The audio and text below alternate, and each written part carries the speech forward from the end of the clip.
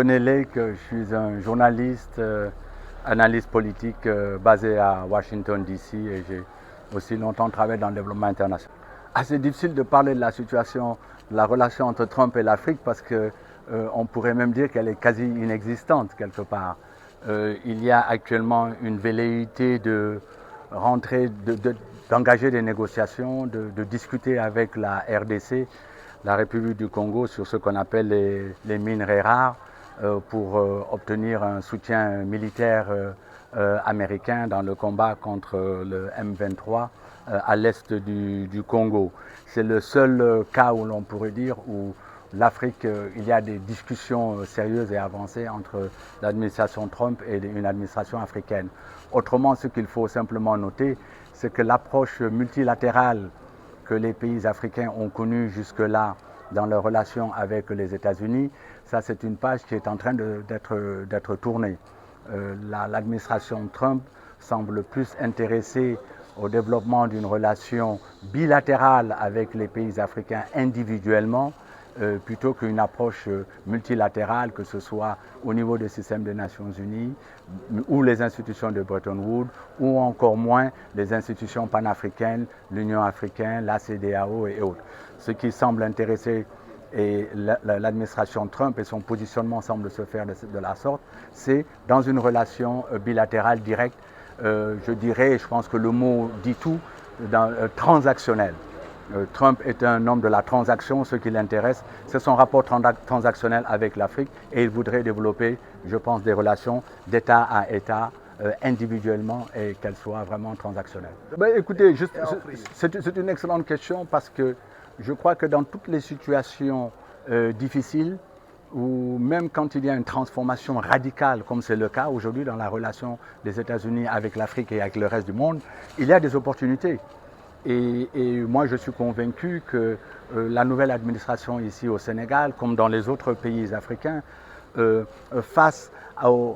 sont un peu désorientés par les premières décisions de l'administration Trump, mais c'est une occasion d'essayer de voir quelle est l'opportunité. Il y a des opportunités, comme dans toutes les situations au monde, il y a toujours même les situations les pires au monde, il y a des opportunités. Et il faut aller les chercher et je pense que cette administration aujourd'hui gagnerait, y compris tout en restant fidèle au projet, ce qu'on appelle le projet avec un grand P, tout en restant fidèle avec la rupture, le changement de système, si tant est que ce soit toujours à l'ordre du jour.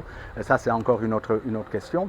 Mais il est tout à fait possible de trouver les moyens d'établir des relations, des partenariats avec l'Amérique dans des domaines très précis.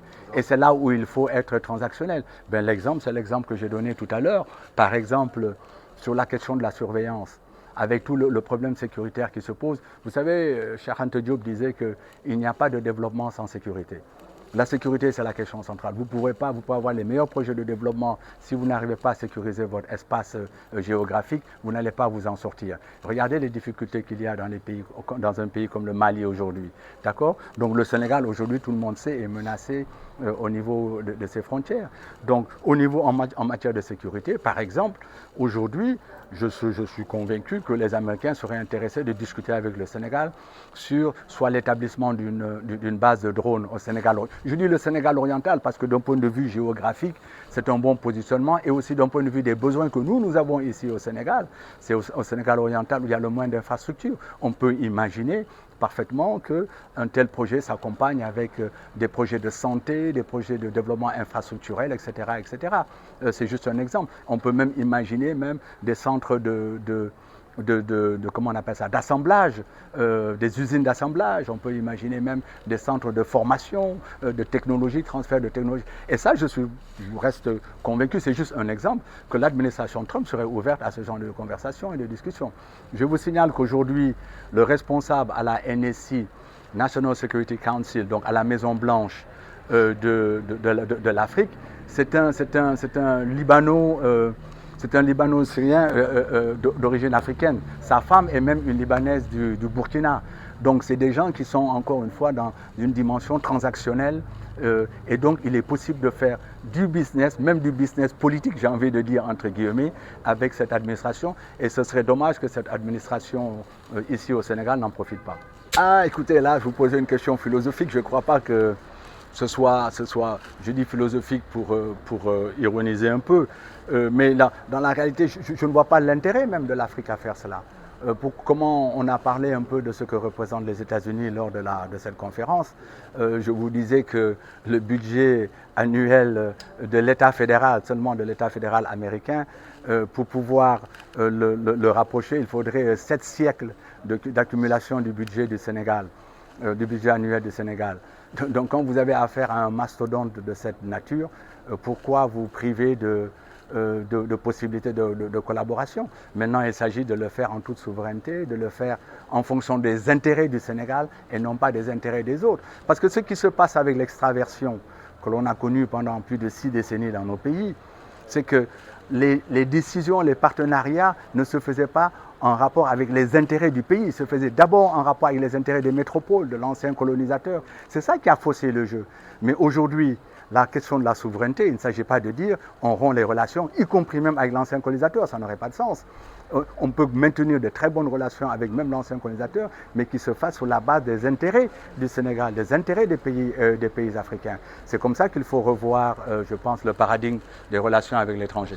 Ah, écoutez, ça c'est une question difficile. Effectivement, j'ai énormément d'amis sénégalais qui sont aux États-Unis. Certains, heureusement, ont pu régler leurs papiers après 10, 20, 30. J'ai un ami qui a mis 35 ans à pouvoir obtenir ses papiers. D'autres sont en situation un peu difficile et je vous dis que sur ces gens-là, il y a un impact. On posait la question de savoir quel est l'impact dans la vie de tous les jours, mais je peux vous garantir que pour les immigrants, on parle de 11 à 12 millions de gens sans papier aux États-Unis. La vie de tous les jours est difficile. À tout moment, vous sortez de chez vous, on peut vous embarquer, vous pouvez être déporté, etc. Donc, pour l'instant, il faut dire que les Africains, les Sénégalais en particulier, ne sont pas les premières cibles pour l'instant. Hein, ce sont des cibles, mais ce ne sont pas les premières cibles. Donc, à ce moment, on peut dire que là, il y a un petit répit, mais ça ne va pas durer très longtemps nécessairement. L'autre chose à dire, c'est que beaucoup de Sénégalais sont dans ce qu'on appelle les États un peu progressistes, les États bleus, les États démocrates, où ils ont quand même un peu plus de protection que dans d'autres États. Mais je crois qu'effectivement, l'idée qu'un certain nombre de jeunes ont qu'on peut essayer d'aller aux États-Unis dans le contexte actuel, je pense qu'elle n'est pas très réaliste. Et de toutes les manières, comme vous le savez, les chiffres ont fortement baissé. Hein. Les fiches d'entrée dans les frontières, notamment la frontière sud qui est la plus perméable, ça a fortement baissé. Et je crois que cette tendance-là va se poursuivre sur les 3 années et demie qui restent de l'administration Trump. Merci beaucoup.